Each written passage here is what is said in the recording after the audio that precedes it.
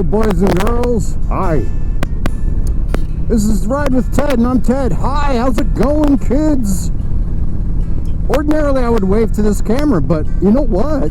This is my original Hero GoPro that I got back in 2015. So this was a long time ago, right? This is like one of the original ones. This is a Hero 1. This is the very first one, right?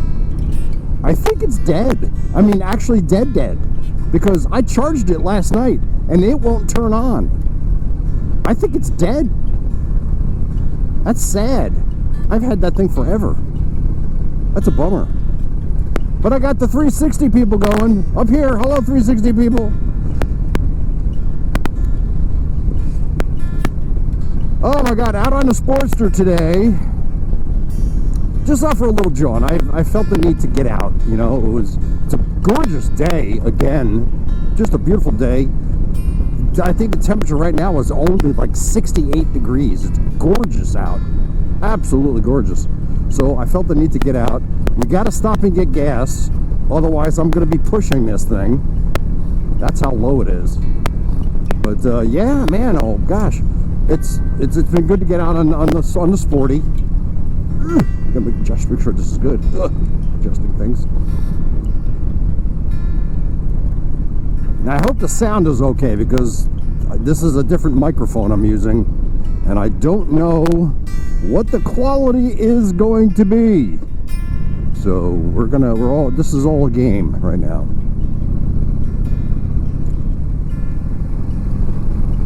Oh boy. I did not want to get gas here, but gotta do what you gotta do.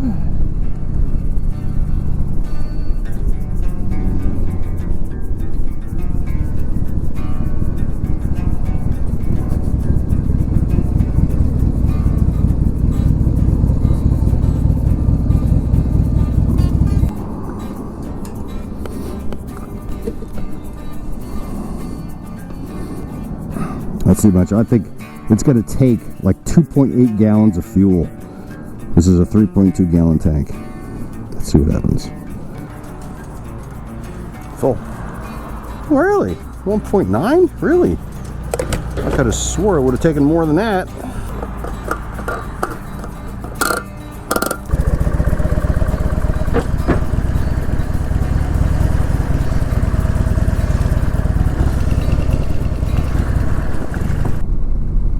So what I did was, this week, I had my good friend Larry Marshall from the V-Twin blog on the podcast, and we were talking about technology and motorcycles. And the question came in, what it's all about, is technology really needed in motorcycles? And it boils down to, well, yes and no. And there is good and bad to having it. And there's also bad and not having, good and bad not having it either. So, which was one of the reasons why I took the Sporty out today. This bike is as non-technology as you can possibly get. The only thing that this thing has, technology-wise, excluding the things I added, like the like the charger, like, you know, my cameras,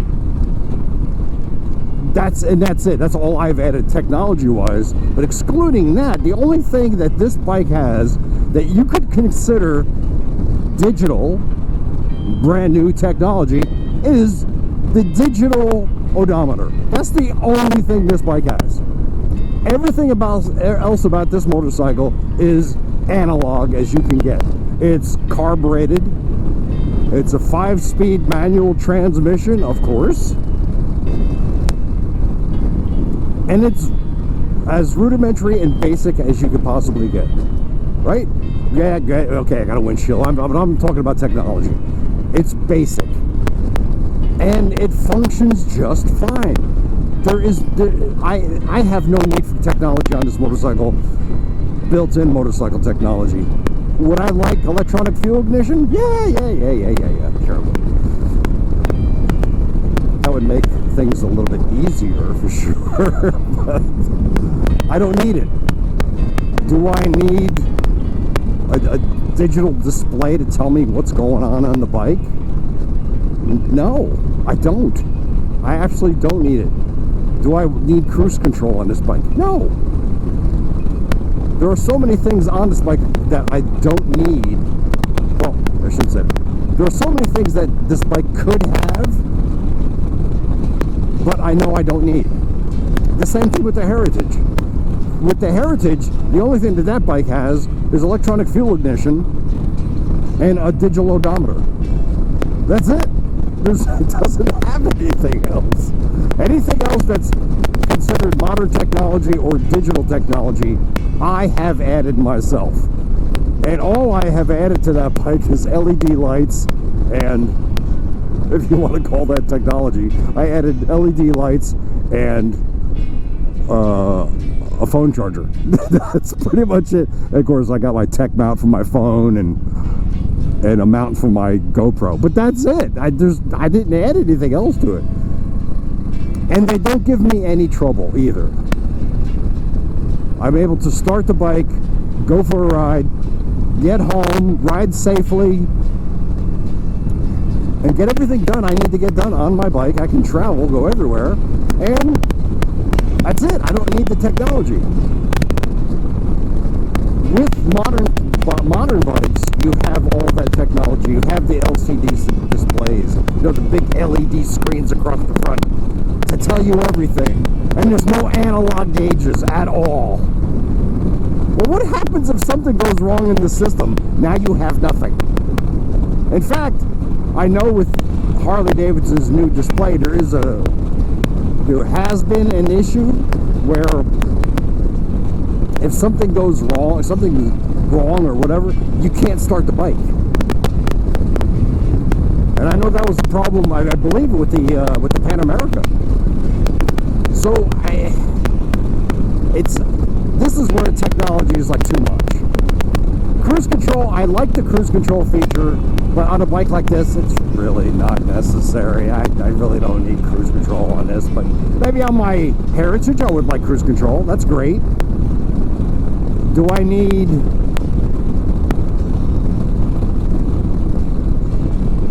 an LED display to tell me everything I need to know about the bike, cruising modes and what have you? No, I don't need that.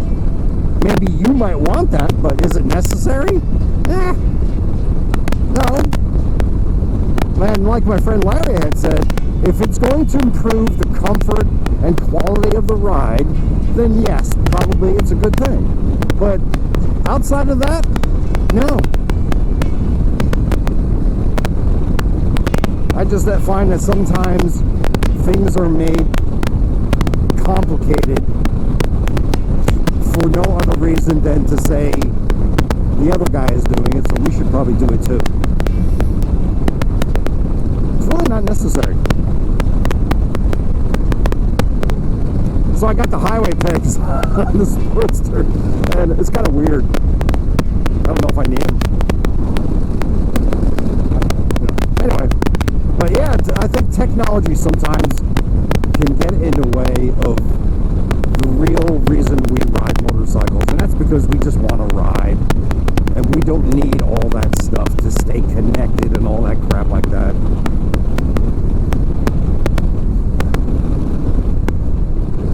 Do I need music and stuff when I'm riding? Yeah. Nah, I don't know. I mean, sometimes maybe. I don't know. I got my Sena headset, and if I want to listen to music, I can link it up with my phone, and I can listen to some music. But honestly, most times I absolutely don't. I just don't. I would rather just ride, you know, get lost in my own thoughts. And sometimes I'm just talking to you people.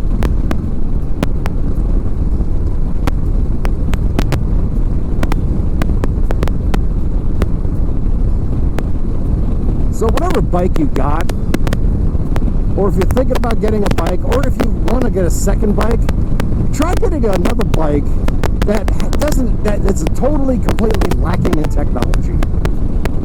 Get yourself a carbureted motorcycle, get yourself a bare bones bike that doesn't have all that flashy stuff, all the bells and whistles, and just get out and ride. Feel it, you know?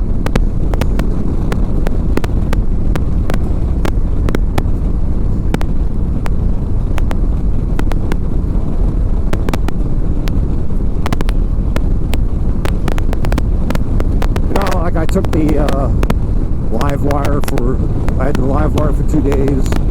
I had I rode the Pan America Special and the Pan America CVO, and I had, of course, I rode the Indian Chieftain. I rode the Scout.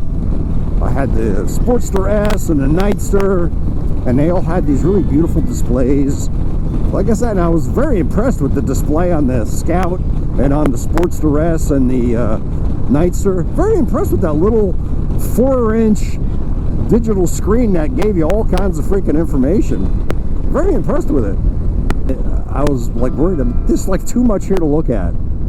And especially with the live wire and even the Pan America, you know, you have, that's a lot of stuff to look at on your screen. And it seems like a distraction. And there's a massive learning curve too. Don't get me wrong with that too. Oh my God, there's a massive learning curve.